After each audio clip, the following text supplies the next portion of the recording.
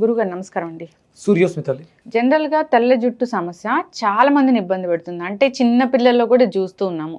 చాలాసార్లు డిస్కస్ చేసాము, చాలా రెమెడీస్ కూడా చెప్పాము.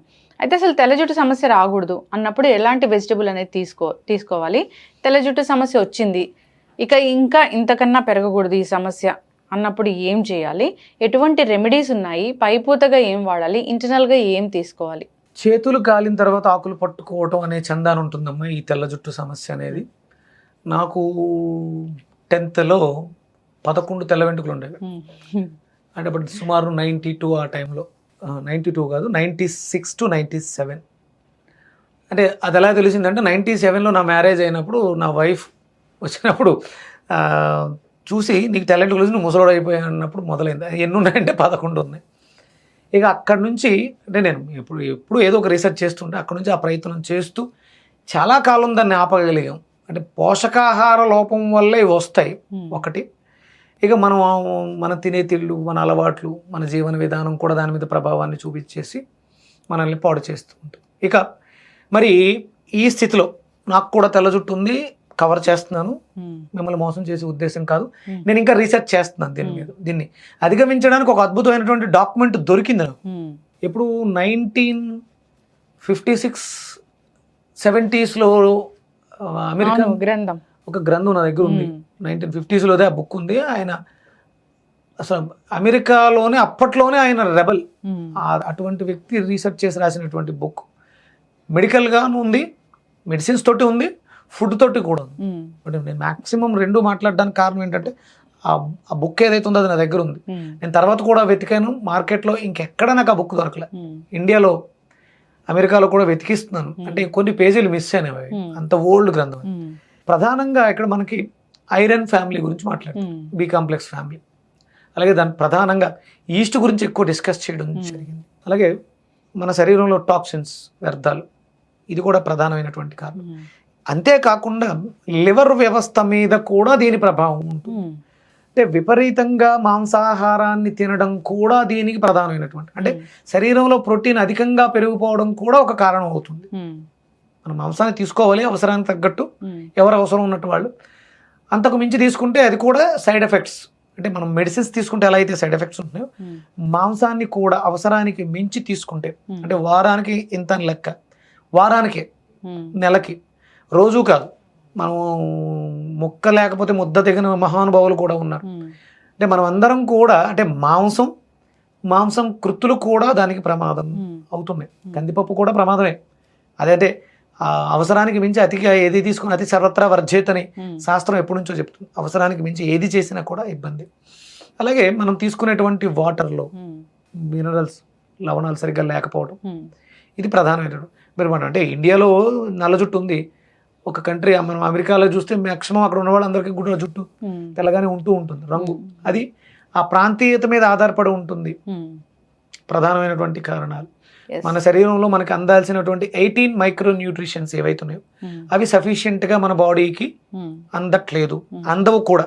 మీరు గుర్తుపెట్టుకోండి, మనం దాన్ని పొద్దుటే లాక్ చేస్తున్నాం. 18 మైక్రో న్యూట్రిషన్స్ ఫ్యాక్టరీని మార్నింగే మనం క్లోజ్ చేసేస్తున్నాం. లేవడం తోటే క్లోజ్. ఆ న్యూట్రిషన్స్ లేవు. అంటే న్యూట్రిషన్ వాల్యూ ఉన్న పదార్థాన్ని స్వీకరించినా అది శరీరం తీసుకునే స్థితిలో ఉంచట్లేదు. ఏంటది? బ్రష్ చేయడం పేస్ట్తోని.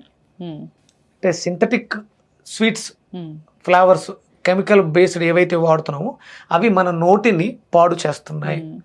మన నోరే మన నోట్లో ఎంత శక్తి ఉంది అంటే, భూమిలో ఎన్ని రకాలైతే మినరల్స్, లవణాలు, ఖనిజాలు ఉన్నాయో ఆ 18 మైక్రో న్యూట్రిషన్స్ కూడా ఉదయం మన నోటిలో ఊరిది లాలాజలంలో ఉన్నాయి. అందుకనే మనకి దంతధావనం అనేది చాలా పవిత్రమైంది. అది ఏదో క్యావిటీలు, నేను ఎప్పుడో ఎవరితో ఏదో ఒక వీడియోలో పెడితే, రన్నింగ్లో ఉన్న ట్రైన్లో పళ్ళు తోముకోకపోతే ఏమైనా నష్టమా అని పెడితే, క్యావిటీలు డ్యామేజ్ చేస్తాయి అన్నారు. గ్రావిటీ వల్ల ఇబ్బంది ఉందమ్మా. నడుస్తూ పళ్ళు తోమకూడదు, నడుస్తూనే పళ్ళు తోమకూడదు. ఒక చోట గొంతుకు కూర్చుని శాస్త్రం ప్రకారం పళ్ళు తోమాలి. అంటే కదలకూడదు, నువ్వు ఉన్న చోటనే పళ్ళు తోముకుని బ్రష్ చేసుకుని బయటికి రావాలని శాస్త్రం చెప్పింది. ఇప్పుడు నడుస్తున్న ట్రైన్ ఎంత స్పీడ్లో ఉంటుంది? నడవటమే తప్పు అన్నప్పుడు పరిగెట్టే రైల్లో పళ్ళు తోమడం చాలా ప్రమాదం. అది కేవలం అంటే మీరు పళ్ళును దృష్టి పెట్టుకుంటారా? అది శరీరంలో ఉన్నటువంటి గట్ హెల్త్ని కూడా పాడు చేస్తుంది. అవును. లార్జ్ ఇంటెస్టిన్స్ మీద ప్రభావాన్ని చూపిస్తుంది. Yes. అందుకని అది తిరగకూడదు. పళ్ళు తోమాలంటే కూర్చుని ఒక చోట కూర్చుని Hmm. నోట్లో బ్రష్ పెట్టుకుని ఊరంతా తిరుగుతూ మాట్లాడుతూ ఉంటాం. అది చాలా తప్పు. అది కూడా సూర్యోదయానికి పూర్వమే Hmm. పళ్ళు తోమడం అనేది జరగాలి. అంటే దానికి ప్రతిదానికి ఒక నియమం ఉంది, దానికి ఒక మంత్రం కూడా ఉంది. Hmm. అంటే పళ్ళు తోమడం అనేది ఎంత పెద్ద శాస్త్రం. ఇంక మనం అక్కడ పాడు చేస్తున్నాం అమ్మ. Hmm. ఇక మీకు న్యూట్రిషన్స్ కావాలి, మెలనిన్ కావాలి, వైట్ హెయిర్ బ్లాక్ అవ్వాలి, ఎక్కడ అవుతుంది? అవును. మనం ప్రధానంగా మనం వీటిలన్నిటినీ మార్చుకొని నాకు అంటే ఈ రీసెర్చ్లో ఒక 1 year బ్యాక్ మా నాన్నగారికి ఫుల్గా వైట్ హెయిర్ ఉండేది. ఇప్పుడు అది 70-80% బ్లాక్గా కన్వర్ట్ అయింది. Hmm. ఆయన లైఫ్ స్టైల్ మారింది Hmm. 1.5 yearలో. అంటే డెఫినెట్గా టైం అంటూ తీసుకోగలిగితే, Hmm. మన అలవాట్లు మార్చుకోగలిగితే, అంటే ఎవరికైతే జుట్టు మీద వ్యామోహం ఉంటుందో Hmm. వాళ్ళ అలవాట్లు మార్చుకుంటే Hmm. మీకు మళ్ళీ తెల్లగా ఉన్నటువంటి జుట్టు నల్లగా మారడానికి 100% అవకాశం ఉంది. Hmm. కాకపోతే ఏదో 3 నెలల్లోనూ 6 నెలల్లోనూ ఆల్ ఆఫ్ సడన్గా జరగదు. Hmm. అది రెగ్యులర్గా మీరు జీవన విధానంలో మనకు కావాల్సిన వాటిని తీసుకుంటూ ఉంటే 100% మారుతుంది. Hmm. దానికి ప్రధానంగా మనం ఉపయోగపడేవి కాల్షియం, Hmm. ఐరన్ సఫిషియంట్ ఉండేటువంటి ఫుడ్స్, Hmm. మన లైఫ్ స్టైల్, జీవన విధానం అన్నీ సమపాళలో ఉన్నప్పుడు Hmm. అద్భుతంగా మార్పు వస్తుంది. Hmm. మెడిసిన్స్ కూడా ఉన్నాయి కొన్ని రకాలు. అందులో ఆయన రాసిన మెడిసిన్స్ ఇప్పుడు బ్యాన్ చేయబడినాయి. Hmm. అవి వేరే ఫామ్లో ఏమైనా దొరుకుతాయా అని కూడా నేను వెతుకుతున్నాను, న్యాచురల్ ఫామ్లో. Okay. అవి కానీ మనకు దొరికితే, అంటే మన సంపద అంతా కూడా జుట్టే, ఐశ్వర్యం అంతా కూడా గడ్డం. ఇది నేను ప్రస్తుతానికి మెయింటైన్ చేస్తున్నాను. గోరింటాకు పెట్టి, Hmm.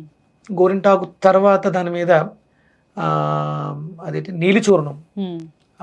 అంటే ఇది పెట్టిన తర్వాత ఒక 6 hours గ్యాప్ ఇచ్చి అది పెడితే Hmm. న్యాచురల్గానే బ్లాక్ అవుతుంది. సో ఇంటర్నల్ గా ఏం తీసుకుంటే ఈ గ్రే హెయిర్ రావడాన్ని ఆపొచ్చు? అంటే వస్తుంది, దాన్ని ఆపడం ఎలాగా? ఇంకా పెద్దగా రాకుండా ఉండాలి అంటే కంపల్సరీ మనం తీసుకునే ఆహారంలో Hmm. ఎండు కొబ్బరి బాగుండాలి. Hmm. అలాగే గోరుచిక్కుళ్ళు, Hmm. విటమిన్ కేకి సంబంధించి, ప్రోటీన్ సంబంధించి గోరుచిక్కుళ్ళు, ఎండు కొబ్బరి, అంటే కాయగూరల ద్వారానే ఇది సాధ్యం అవుతుంది. అలాగే ఈస్ట్ గ్రాన్యూల్స్ అని మనకు మార్కెట్లో దొరుకుతాయి. Hmm. వాటిని కొంచెం ఎక్కువ తీసుకోకూడదు, వేడి చేస్తుంది. అంటే ఐరన్ కంటెంట్ ఇప్పుడు కూడా ఇబ్బంది పెడుతుంది. చిటికెడు ఇంత తీసుకుని నీళ్ళలో నానబెట్టి అది మజ్జిగలో కానీ ఏదైనా ఆహార పదార్థాల్లో, అంటే కొంతవరకు బేకింగ్ ప్రోడక్ట్స్ మంచివే, Hmm. అవి మన ఇంట్లో చేసుకుంటే మంచివి. Hmm. ఇప్పుడు మనం చపాతీలు అవి చేస్తూ ఉంటారు కదా, దాంట్లో కొంచెం ఈస్ట్ని కలుపుకోవడం ద్వారా Hmm. మరీ ఎక్కువ స్టీమ్ చేసేయకుండా Hmm. చపాతీల్లో వాటిలో వేసుకుంటే బాగా పొంగుతాయి.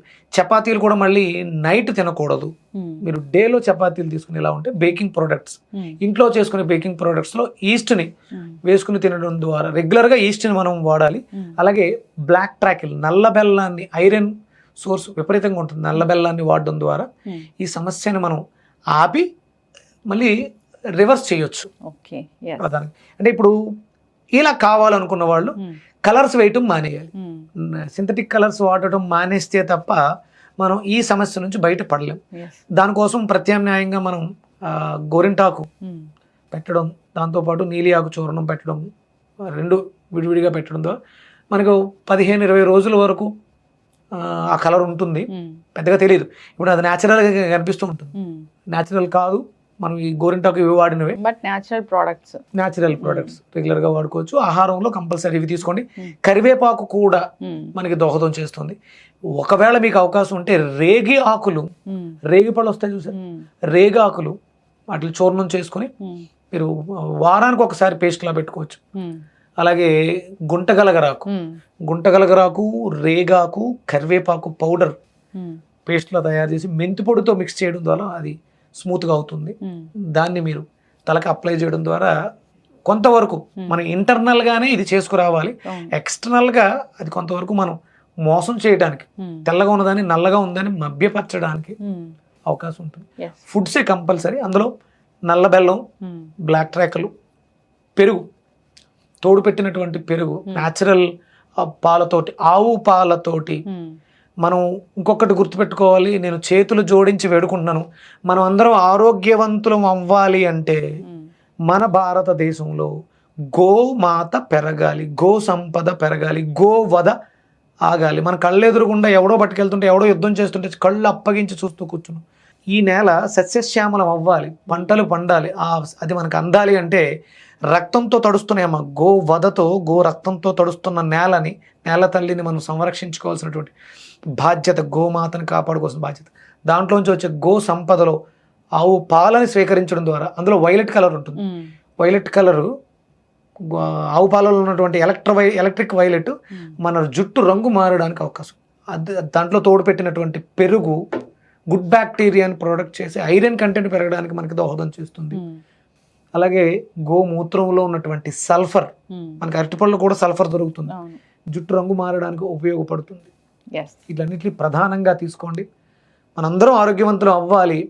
మనకి స్వతంత్రం వచ్చే సమయానికి 130 కోట్ల గోమాతలు ఉండేవి, 30 కోట్ల మంది జనాభా ఉండేవారు. ఇప్పుడు రీసెంట్ సర్వేలో 17 కోట్ల గోమాతలు ఉన్నాయి, 140 కోట్ల మంది జనాభా ఉన్నాం. ఇది ప్రతి ఒక్కళ్ళు కూడా వెజిటబుల్ థెరపీ, అంటే అన్నం తింటున్నాం, మనం ఈ గడ్డ మీద నిలబడి తింటున్నాం అన్న ప్రతి మనిషి కూడా చలించి నిలబడి గోమాతను కాపాడుకోవాల్సినటువంటి సమయం ఇది. ఖచ్చితంగా గురూజీ, అందరూ కూడా ఆ విధంగా ఆలోచించాలని కోరుకుందాం, ప్రయత్నాలు చేయాలని కోరుకుందాం, ఫాలో అవ్వాలని కోరుకుందాం. ధన్యవాదాలు. సురేష్.